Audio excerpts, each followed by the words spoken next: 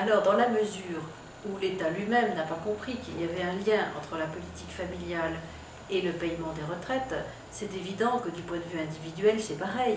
Il y a énormément de gens qui ne voient aucunement en quoi le fait d'élever des enfants va préparer la retraite, leur propre retraite.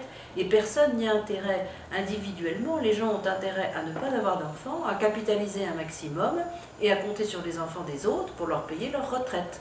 Alors, bien sûr, c'est pas forcément ce que tout le monde fait, et en général, les gens maximisent en ayant juste le nombre d'enfants qu'il faut pour que financièrement ils ne soient pas trop perdants, mais en tout cas, personne ne fait pression sur les gouvernements en disant favoriser les familles, puisque personne ne voit le lien qu'il y a entre les familles et les retraites.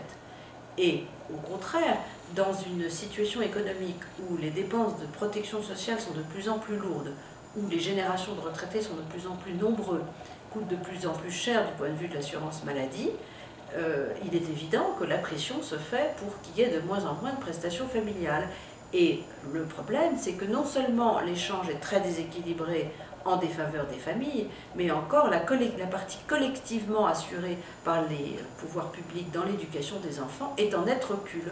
Vous voyez sur ce tableau quel est le montant de l'investissement dans les enfants apprécié en pourcentage du produit national brut par tête.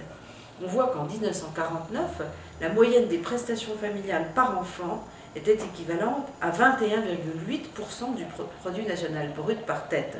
En 1970, c'est tombé à 10%, et en 2006, le montant des prestations par enfant s'est affaissé à 5,6% du produit national brut.